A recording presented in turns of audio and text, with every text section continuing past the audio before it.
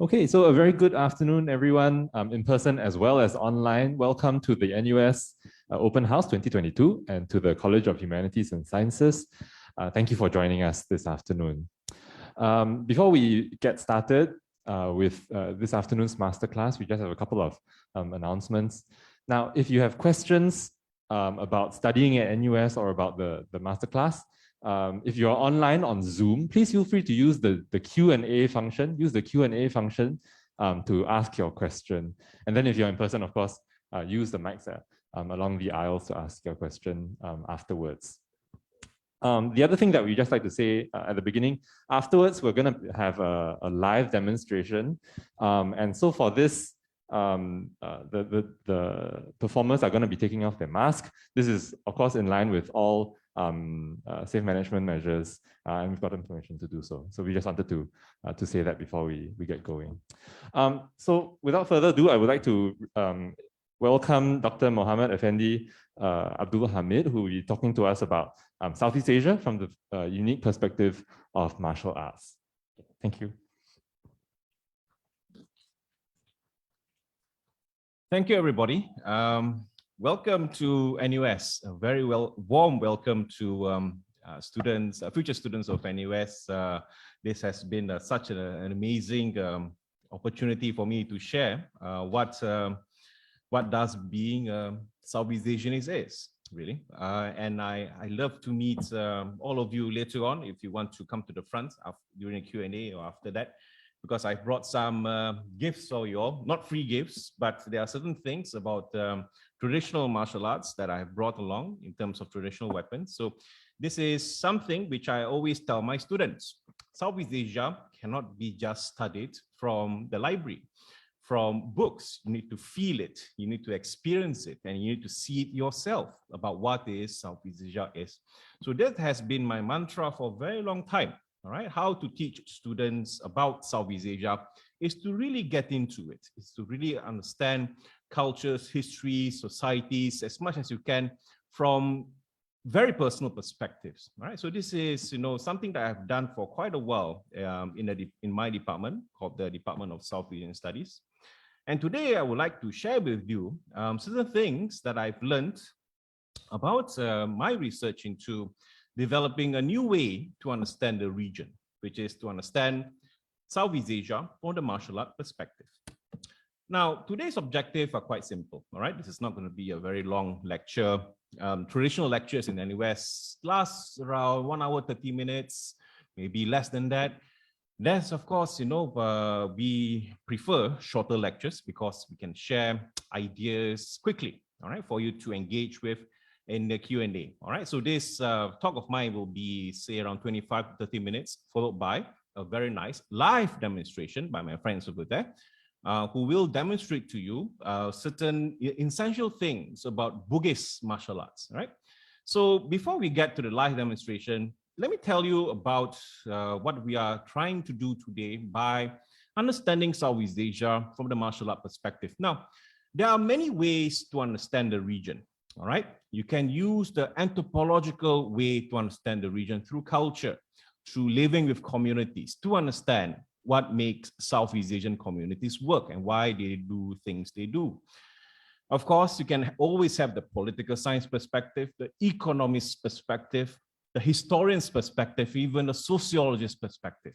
Now, my department is a multidisciplinary one, which means that one perspective you can use a perspective, a disciplinary approach to understand the region, but we like to have a diversity of approaches to really understand Southeast Asian matters and issues. All right, so it is essentially a multidisciplinary way or even interdisciplinary way to understand the region. And what has been the result of it? For many years, students acquire an amazing edge, all right, to understand phenomena about Southeast Asia from various angles. And this is ultimately what employers seek, all right? To be given a set of data, to understand it, to analyze it, to approach it from various angles, to give the employer as many options as possible for him or her to make decisions. So this is something which has been quite remarkable, all right? That's been told by my HR friends in many companies throughout the region, that we often teach students the ability to analyze from various fronts. So this is something which we do in our department to give students that edge when they go out and become part of the workforce, all right? And they have been employed in many amazing companies, even the private sector, public sector. So this has been the thing that we want to produce in our students, to be employable, but at the same time, to be highly skilled and learned about Southeast Asia. Now, one of the ways we do this is to create new perspectives, all right?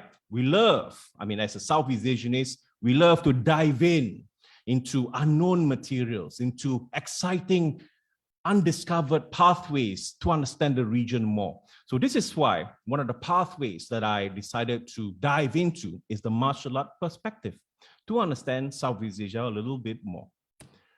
Now, why is this so? Why the martial art perspective? To understand Southeast Asia a bit better. Now, this was the result of my many years of doing fieldwork and research in Southeast Asia, in many countries such as Indonesia, Vietnam, Cambodia, what other countries? Thailand. I've been to almost every country. And this has made me much aware of the importance of cultural heritage to many communities in Southeast Asia. Now, one of the experiences that made me really think seriously about developing the martial art perspective was my encounters with the charisma makers of Java. In 2012 and 13, around those times, I went to Yogyakarta and visited the royal charisma makers of the kingdom, of the royalty that still exists in Yogyakarta. I talked to him, and it was quite an amazing conversation, because the heritage, the skills that he had still preserved, are passed down to his family for centuries.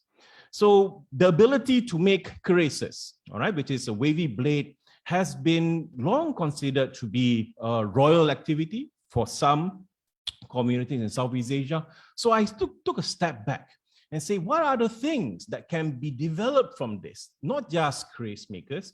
So the next step was to visit other communities that have sort of similar traditions. This is where my engagements with the charm communities of Cambodia and Vietnam made me understand a bit more about the importance of why certain communities preserve martial heritage. Now, for the charm communities of Cambodia and Vietnam, they are not as developed as other communities throughout Southeast Asia. They have endured a lot in their history. But one of the things that they really kept as a source of pride among the charm communities is the ability to use the sword. All right. Now, this is quite remarkable because, it immediately makes me think about the role of martial art heritage to preserve and enhance the sense of resilience and self. All right. So again, another community that seems to prosper and develop out of preserving martial arts heritage. So this is why I decided to develop this line of thinking, this perspective, to understand Southeast Asia a bit more. Now, a bit more about Southeast Asian studies. Well, as I explained to you guys in a nutshell just now, we are trying to understand the region here. All right. Now, this is considered to be one of the most complex regions around the world. Why? Because there's so many cultures, religions, societies, so many languages even. All right. Even in Vietnam alone, there are 54 ethnic communities. And I can't say much about Indonesia. There's so much more communities, each with a different language, tradition, history, and culture. But in this diversity, we try to make our explanations about Southeast Asia coherent. All right. Now, Southeast Asian studies has long regarded itself to be the key way to understand how Southeast Asian communities have their own agency, autonomy, and creativity, even despite living in such a diverse region with so many things affecting Southeast Asian developments. So the ultimate question that we want to answer at the end of the day is that what gives Southeast Asians that sense of uniqueness, that sense of unique creativity, and what makes them so dynamic in the things that they do. So we are trying to find that out for many, many years. And there's some great answers that have stumbled on along the way. Now, as I dove into this realm of creating this perspective, martial arts in Southeast Asia, I began to find out really strange things about ancient communities in Cambodia, Java, even Vietnam. If I look through the record, in the temple sites, there are a lot of inscriptions and a lot of things like this, as you can see in the screen there. Bas-reliefs that contain pictures, or rather carvings of ancient battles. As I looked into the ruins of Cambodia, I began to discover that for many Southeast Asians, especially in Cambodia, they have very complex and sophisticated forms of warfare. They use elephants, they use boats, spears, shields, swords, so on and so forth, and they took warfare very seriously.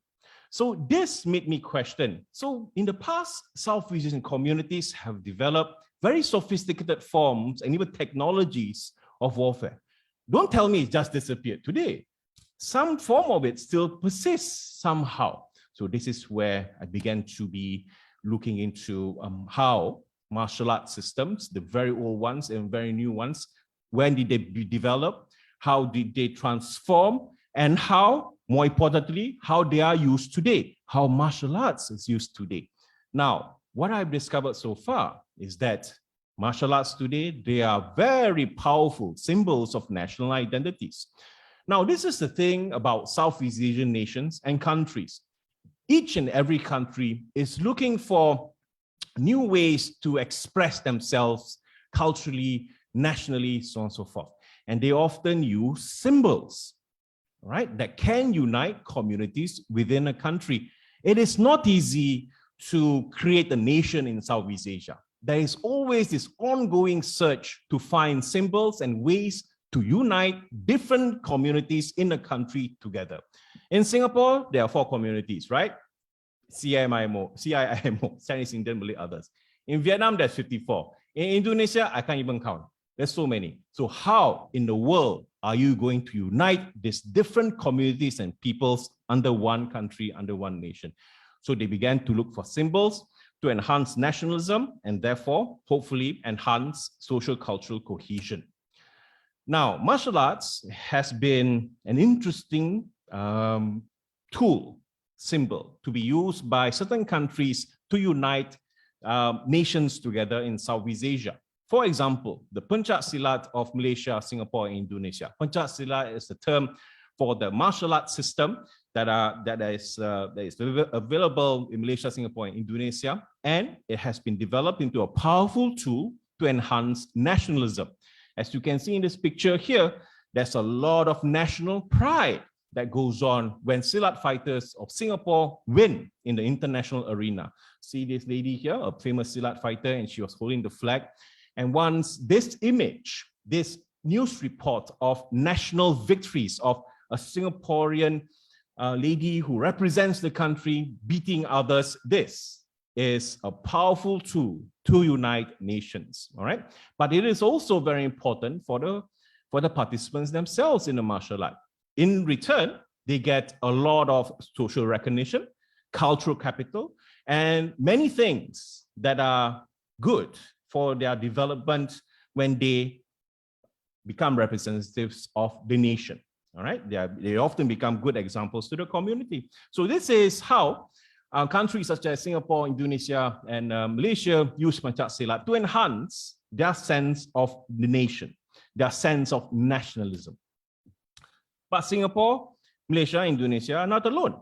All right, even in Thailand, Muay Thai was used as a means to unite the country together, to give it a sense of unique culture, identity. Now, if you look at Muay Thai, what I discovered so far is that the development of Thai kickboxing, of Muay Thai, is very unique. Why Muay Thai developed and when? You really have to look at 19th century and early 20th century developments. Muay Thai became of interest to Thai monarchs such as Mongkut and Chulalongkorn. Both of them wanted to do this very important thing, prevent their country from becoming colonized. They need to develop a symbol. Among the most useful symbols to reflect national strength and the indomitability of the Thai spirit was Muay Thai. So this was when the royal monarchs of Thailand began to sponsor, give royal patronage to Muay Thai. And once the Thai people see this done, they paid more attention to Muay Thai and even develop it into something today that is considered as a martial art that represents Thai national masculinity. So this is something which has been quite in development ever since the 19th century, if you look at Muay Thai. What I've talked so far are symbols of the nation, how nations use martial arts as national symbols. However, I also discovered that martial arts can be used as a symbol of ethnic and cultural identity, and even a symbol for resilience, not just for the nation, but for communities, right? Not for the nation, but for communities.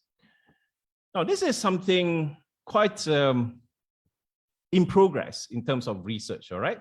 I found certain groups in Southeast Asia which have totally abandoned their martial arts tradition, heritage, or even knowledge of it.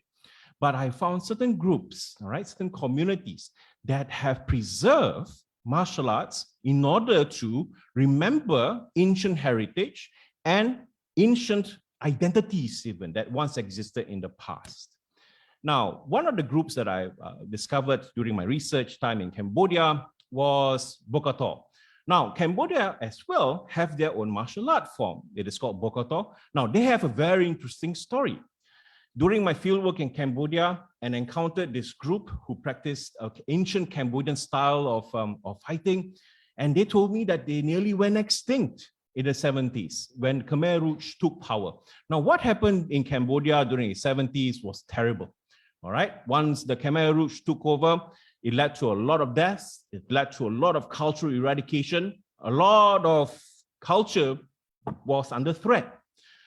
However, this guy here, this teacher, as you can see here, he took it upon himself to reconstruct, rehabilitate Bokator in order for it to become a powerful symbol of cultural and social resilience for Cambodians. So this is why he went after the Khmer Rouge fell and Cambodia was again in the state of peace. He went to the villages in Cambodia and he took information from a lot of old surviving masters and reconstructed it into a form which is called Bokator, all right? And he teaches it to young Cambodians because he wants the young Cambodians of today to understand that your culture matters, your heritage is important, and to exemplify this in martial arts is so important to the further development of Cambodian identity today. So this is why it took on a different form and meaning in Bokator. It is a powerful symbol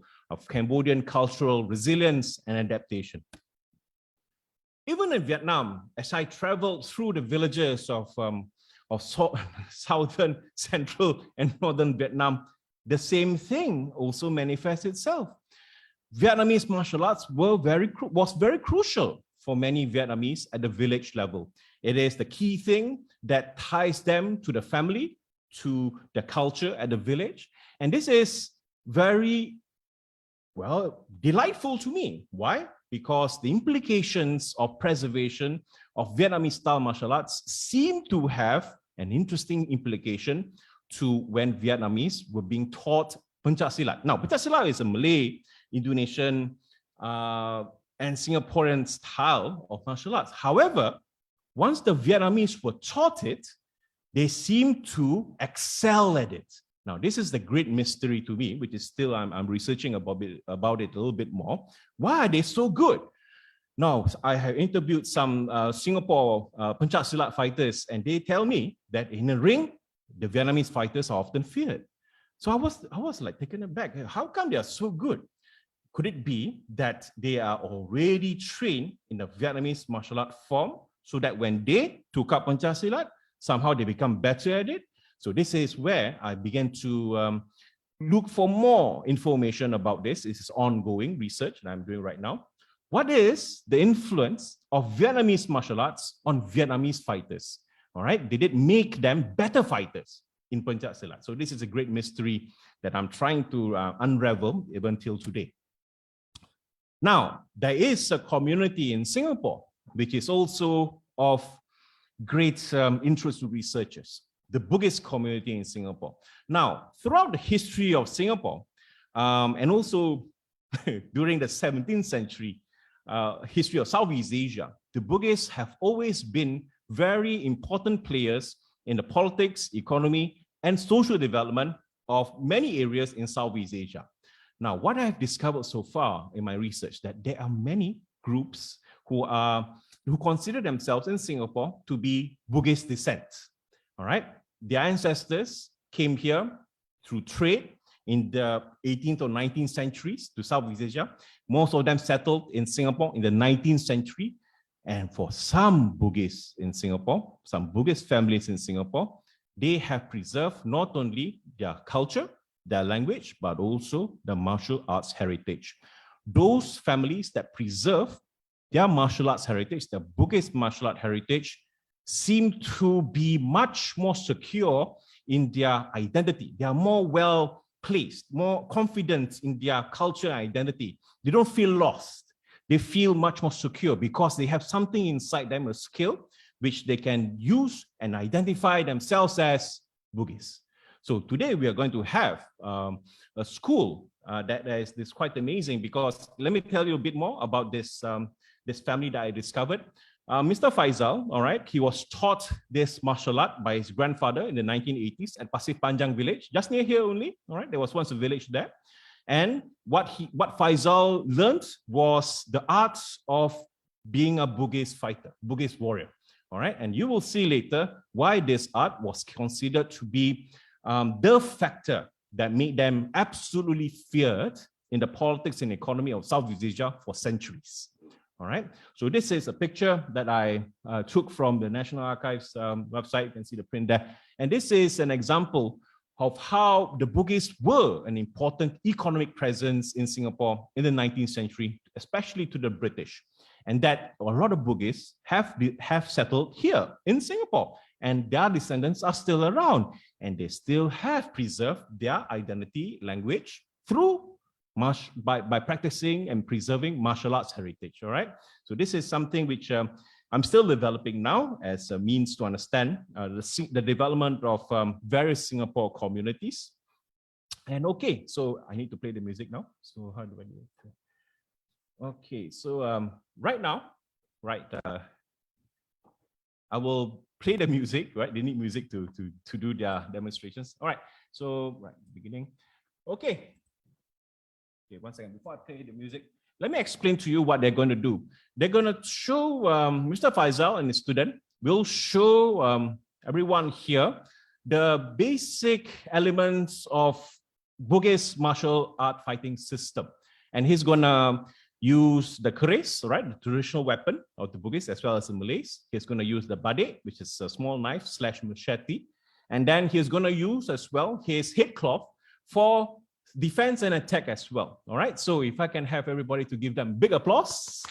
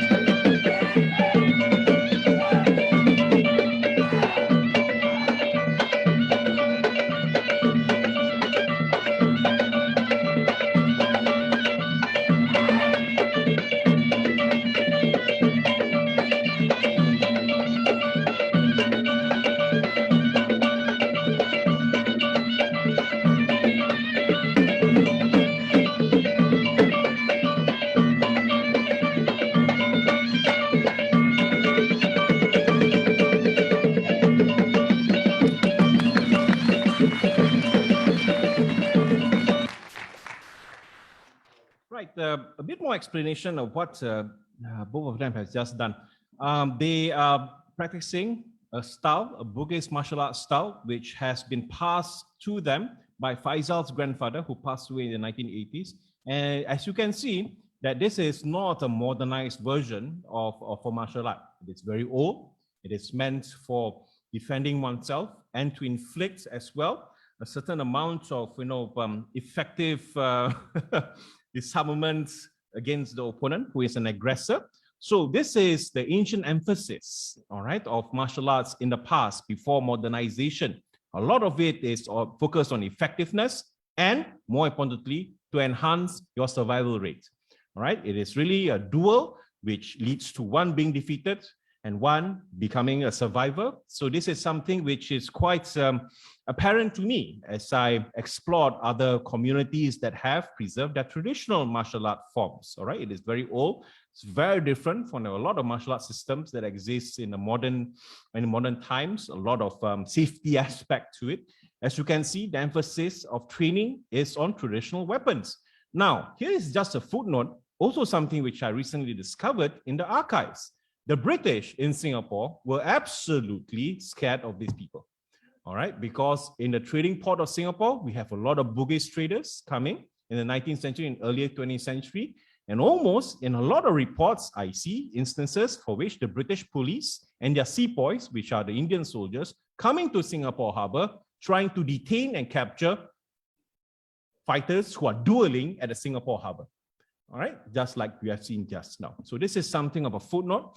But at the same time, the British were afraid of the Bugis. At the same time, they were quite dependent on Bugis trade. Bugis ships, as you can see just now, brought a lot of trade to Singapore. So this is why, this explains why so many Bugis decided to settle in Singapore and became today part of the Singapore Malay community and even Singapore community, all right?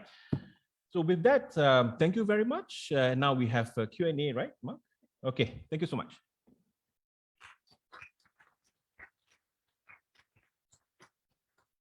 Thank you very much, Dr. Effendy. Now, any questions from the floor? Feel free, of course, to use either one of the mics, or if you are online, to use the Q&A function on Zoom to ask questions. But maybe to kind of start us off and get the ball rolling, one of the common questions that we have, or something that we like to ask of our own departments also, is any misconceptions, any common misconceptions about coming to study arts and social sciences at NUS, or maybe specifically Southeast Asian studies? What would you say to? Oh, for a long time, these misconceptions have even present in my students, especially in the first year. For the first years in my class, they always have this understanding that, doing an arts degree would only allow them to become a teacher, so on and so forth. Not true at all. In fact, a lot of my students that I have supervised and had the pleasure of teaching move on to careers I could not even imagine or believe that they have. A lot of them have become consultants, would have worked for amazing companies such as Google, Facebook even, and they have ventured far and beyond and become heads of the institutions. And this arts degree really will teach you a lot of things about how to handle information, more than that, how to become organized, and more importantly, how to become creative thinkers. All right. We do not produce rote learners. We produce, all right, original thinkers, people that dare to think differently, all right, and to develop from it. Develop in the context of businesses, of course, new opportunities to make money for businesses. So this is something, the creative element, which is something that employees always look for, especially in art students, all right, because they don't think similarly, they think differently, out of the box, and they have different solutions to all problems. These are the qualities that have been sought by Southeast Asian students, all right, who major by many companies. Plus, South Asian students in the department also learn another language. They have opportunities to study either Thai, Vietnamese, Bahasa Indonesia. Now, I talked to my HR friends whether having or learning another language is important. They said yes. It's just so crucial in determining their hiring of a particular candidate. Because remember that every company wants to expand into different markets around the region, especially in Vietnam, especially in Indonesia, Thailand as well. So if you have a knowledge in language and even the culture for which that knowledge from, you'll be absolutely headhunted. Even for myself, when I graduated in NUS in 2004 or 5, because I learned Vietnamese language, right? I was immediately headhunted, right? Even before I graduated by this company at around Tanjung Pagar, all right? First time I went to an interview there, my God, top floor, can see the views of Singapore, quite amazing. So they asked me in Vietnamese whether I want to become a operations manager, operations head, right, in Vietnam, Ho Chi Minh City. I say cannot because I want to do masters. So this is an example of how valuable you are if you learn a Southeast Asian language. All right, you will get a job very fast. Thank you. Any questions? If not, another common question that we do get, maybe specific to Southeast Asian studies, what is the curriculum like? Would you be able to describe it? You know, are there certain focus areas? How much freedom do students get to Thank you for the question. Students in our department have a lot of freedom to pursue whatever they want. You can pursue studies in music. You can pursue studies in becoming this great filmmaker. You can even pursue traditional pursuits as well. You want to become an archivist, historian, anthropologist. It all depends on the student. But in my department, the more popular ways of becoming a Southeast Asianist is becoming an anthropologist. All right, it's very popular with students. Why? Because they have a lot of funding. They will get a lot of funding for field trips, for doing research in other countries in Southeast Asia, Thailand, Vietnam, Indonesia. And they often benefited a lot from it, from this cultural experience, because not only does it make them much more knowledgeable, it makes them really fearless, meaning that they are familiar with the Southeast Asian environment. All right, they are ready to communicate. They are ready to venture into places or even have ideas that are not discovered yet. So this streak, this ability to venture forth and create new ideas and not be afraid of it, there's something which I myself, I try to produce in my students, and most of the time very successful. All right, because these students of mine really create new knowledge for everybody, new approaches. They go even in Vietnam and Thailand and really find out new insights, new ideas, new concepts about communities, and I really appreciate them for it. But it begins when you mold yourself as a researcher, as an independent researcher, having the skills to critically analyze materials. This is what we teach in our department.